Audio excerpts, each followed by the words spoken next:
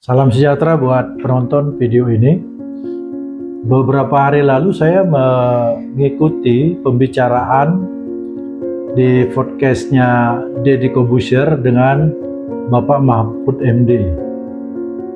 Dari pembicaraan itu membuat kita semakin mengerti, meskipun masyarakat selama ini sudah juga melihat, mendengar, dan mungkin mengalami menjadi korban-korban peradilan.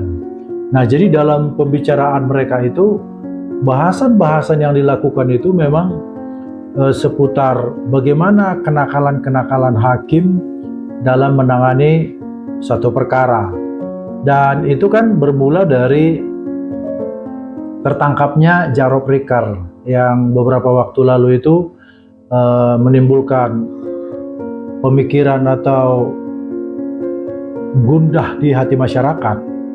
Masalahnya uang yang didapat dari makelar kasus saja itu bisa hampir 1 triliun.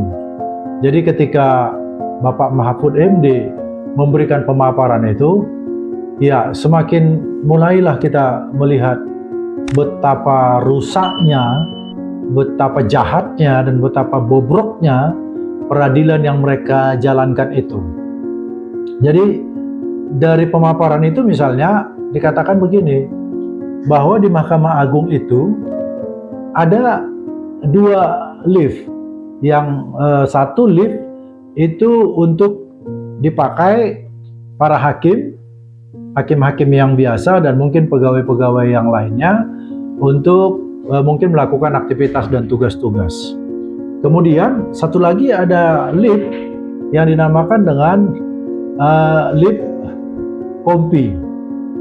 Jadi kita nggak mengerti apa maksudnya lift kompi itu, kompi A kalau tidak salah disebutkan. Nah, lift kompi A itu dimaksudkan adalah sebetulnya untuk VIP, mungkin untuk ketua, untuk para wakil ketua. Akan tetapi lift itu juga sekaligus difungsikan untuk melakukan transaksi-transaksi, untuk melakukan jual beli hukum. Jadi kita mendengar itu boleh dikatakan merinding juga kita. Maksudnya merinding, jadi kita penuh dengan rasa ketakutan, seperti apa sebetulnya peradilan yang ada sekarang di negara kita ini. Jadi lift itu dipakai oleh orang-orang tertentu, bisa masuk selain tadi para pejabatnya, tapi orang-orang tertentu bisa masuk ke sana untuk mengurusin perkara. Nah, di sanalah mungkin setelah mereka tentukan di lantai tertentu di mana mereka berjumpa, nah di sanalah mereka melakukan transaksi dan di sanalah mereka melakukan jual beli hukum itu. Jadi ya bagi sebagian orang mungkin tidak perlu tidak kaget karena memang praktek-praktek itu ada di lapisan paling bawah. Lapisan paling bawah yang kami maksudkan itu di lapisan tingkatan pengadilan negeri. Di tingkatan pengadilan negeri, praktek-praktek itu juga sudah ada. Begitu juga di pengadilan tinggi. Nah, jadi katakanlah orang-orang yang ada dan duduk di Mahkamah Agung itu kan orang-orang yang berasal dari pengadilan negeri, pengadilan tinggi, dan Mahkamah Agung. Nah, jadi semakin hari, semakin lama mereka menjadi hakim, ya kalau menurut saya semakin paham mereka itu cara memainkan skenario untuk menerima apakah namanya gratifikasi, apakah namanya suap, dan seterusnya itu. Nah, jadi kita sangat miris juga karena ketika dikatakan oleh Bapak Mahfud, sebetulnya peristiwa hakim yang mengadili Ronald Tanur yang di Surabaya itu pun sebetulnya rencananya itu tidak akan diadili, atau mungkin kalaupun mau diperiksa, kalaupun mau diadili, tetapi mungkin nanti keputusannya hanya menghukum ringan, ya kira-kira seperti itu. Sampai-sampai dikatakan oleh Bapak Mahfud, badan pengawas yang ada di sana pun sebetulnya sama saja, mereka saling menutupi. Jadi ada istilah yang disampaikan Pak Mahfud, ada semacam ya kekompakan untuk menjaga korpsnya gitu. Nah, jadi kalau dalam analisis Bapak Mahfud, seandainya waktu itu Kejagung tidak akan melakukan penangkapan di rumah Djaro Prikar,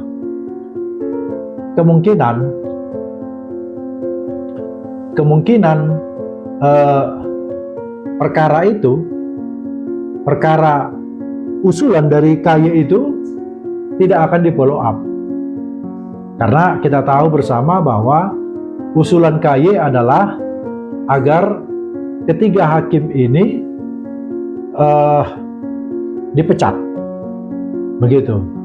Tetapi kan memang itu seperti dipetieskan aja. Barulah setelah dilakukan penangkapan terhadap ketiga hakim itu, lalu kemudian perkara yang diajukan kasasi itu pun, perkara pokoknya itu pun baru diputus. Nah, tetapi dari pemaparan Pak Mahfud, kami masih melihat ada juga masih ketidakjernihan, masih ada ketidakmurnian gitu. Karena kalau dari berdasarkan pengalaman Pak Mahfud, rupanya ketika akan melakukan aksi-aksi atau tindakan-tindakan yang besar seperti itu, rupanya ada koordinasi juga dari pihak kejaksaan ke pengadilan. Jadi digambarkan, diceritakan oleh Pak Mahfud bahwa sehari sebelum putus itu, sehari sebelum penangkapan itu, maksud kami sehari sebelum penangkapan, perkara yang di Mahkamah Agung itu sudah diputus karena sudah ada semacam wanti-wanti dari Kejagung bahwa ini nih, hakim ini akan ditangkap. Lalu kemudian Hakim Agung memutus perkara yang sedang diajukan kasasi oleh pihak Kejaksaan Tinggi Surabaya. Jadi inilah memang yang menjadi beban berat ya, yang menjadi tugas berat bagi Bapak Presiden mungkin, yang akan membersihkan di lembaga peradilan ini. Tetapi tentu saja bukan hanya di lembaga peradilan, tentu saja di lembaga-lembaga lain. Ya, kita tahu bahwa di lembaga kepolisian itu pun banyak permainan-permainan seperti itu, banyak.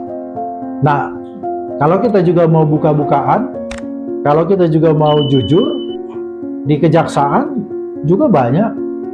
Jadi maksud kita adalah kalau hari ini kejaksaan itu melakukan tindakan-tindakan pembersihan dari segala kejahatan mengenai transaksional ini, sebetulnya perlu diingat juga agar kejaksaan juga memberikan semacam peringatan kepada anggota-anggota di bawahnya.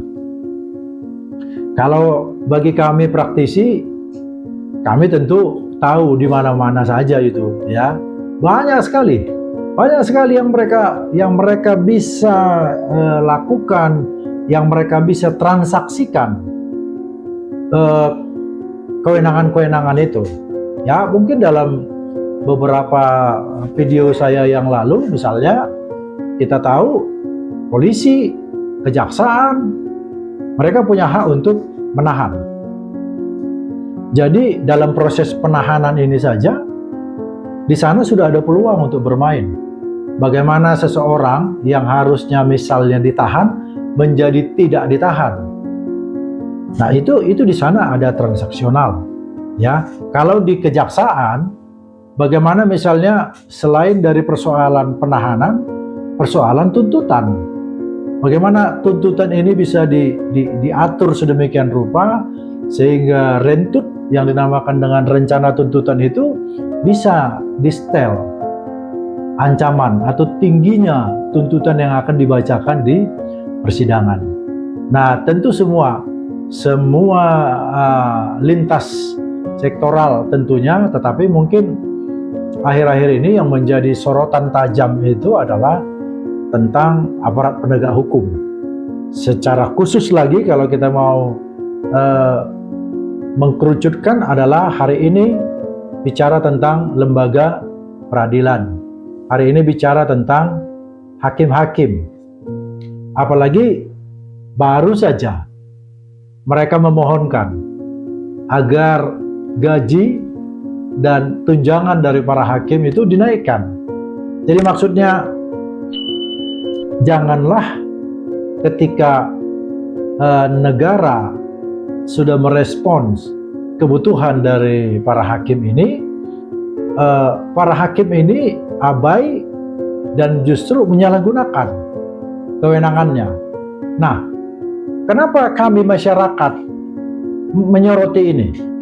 Sebetulnya kita kalau mau jujur, kenapa kita masyarakat menyoroti ini? Bagi kami sendiri yang sehari-hari kami berpraktek di bidang hukum, justru kami sangat kasihan melihat hakim-hakim yang lain, karena masih banyak hakim-hakim yang lain itu yang jujur, yang hidupnya sederhana, yang kalau kita mendengar bagaimana pemaparan mereka ketika mereka ada di Komisi 3 DPR RI, mereka sampai menangis menceritakan bagaimana mereka susahnya tidak bisa pulang untuk melihat ibunya yang meninggal, mertuanya yang meninggal.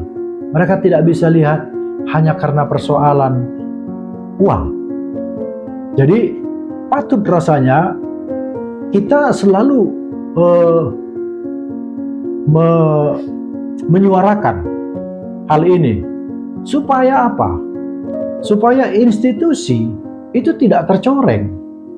Hari ini institusi Mahkamah Agung dipertaruhkan. Itu yang kami maksud, supaya jangan karena beberapa orang, kalau istilah kami, supaya jangan karena beberapa penjahat yang ada di situ, ya, institusi Mahkamah Agung itu rusak seluruhnya. Lalu kemudian orang akan menggeneralisir bahwa semua hakim agung itu jahat. Jangan. Justru tujuannya supaya tidak terjadi. Demikian juga mungkin hakim-hakim tinggi. Kalau kami sebut misalnya banyak hakim tinggi yang juga bermain, tetapi ada dan banyak juga masih hakim yang memegang komitmennya. Demikian sampai ke bawah. Jadi sebetulnya suara ini yang kita sampaikan ini adalah semacam penyeimbang, semacam kontrol ketika nanti pemerintah akan membersihkan ini, supaya ada harapan bagi hakim-hakim yang bertindak bersih. Jadi semoga melalui